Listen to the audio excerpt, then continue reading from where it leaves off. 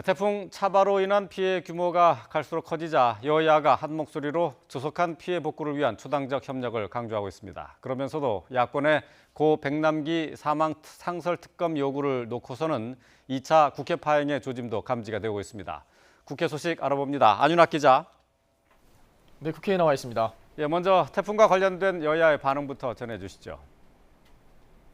네, 어제 한반도 남부를 강타한 태풍 차바가 예상 밖으로 큰 피해를 내자 여야 정치권도 팔을 걷어붙였습니다. 먼저 새누리당은 울산과 부산 등 피해 지역을 특별 재난 지역으로 선포하는 방안을 추진하기로 했습니다. 특별 재난 지역으로 선포가 되면 중앙 정부 차원의 지원이 조속히 이루어지게 되는데요. 김광림 정책위 의장은 오늘 아침 국정감사 대책회의에서 정부가 보다 신속한 피해 조사를 통해 특별 재난 지역으로 선포할 것과 소상공인 금융 지원, 보험금 조기 집행 등을 요구했습니다. 단식 중단 뒤 병원에 입원 중이었던 이정현 대표는 오늘 아침 예정보다 일찍 퇴원해 국립대전현충원에 안장된 헬기 사고 장병 묘소를 참배한 뒤에 곧장 울산, 부산, 경남, 제주 등 차례로 태풍 피해 현장을 방문할 계획입니다. 더불어민주당은 태풍 예보와 사전 대처가 충실했는가 문제점을 검토해봐야 한다면서도 그보다 앞서 신속한 복구와 피해 대책 마련이 시급하다고 강조했습니다. 우상호 원내대표는 어제 새누리당이 발빠르게 태풍 관련 당정회의를 연 것은 잘한 일이라며 특별 재난지역 선정 등의 초당적 협조를 아끼지 않겠다고 밝혔습니다.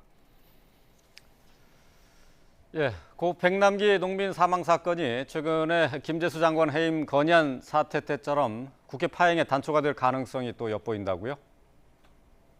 네, 그렇습니다. 야권의 3당이 추진하는 고 백남기 농민 사망 사건의 진상규명을 위한 상설 특검 요구와 관련해 새누리당 정진석 원내대표는 국회법을 거론하며 법제사법위원회에서 여야 합의를 거치지 않는 상설특검안은 본회의에 오를 수 없다고 잘라 말했습니다.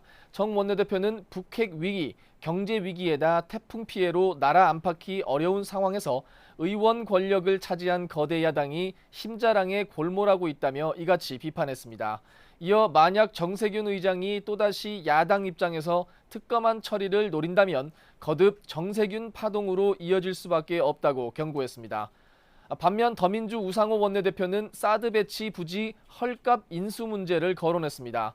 정부가 1,500억 원짜리 롯데 골프장을 600억 원 정도에 인수하려 든다며 아무리 국책 사업이라지만 민간 소유 재산을 이렇게 강탈할 수는 없다고 주장했습니다. 우 원내대표는 또 롯데 골프장 피고용 인력들이 직장을 잃고 실업자가 된다며 이분들에 대한 대책을 점검해야 한다고 지적했습니다. 이에 따라 고 백남기 상설특검과 사드 배치 문제가 이번 국감 내내 논쟁거리가 될 것으로 보입니다. YTN 안윤학입니다.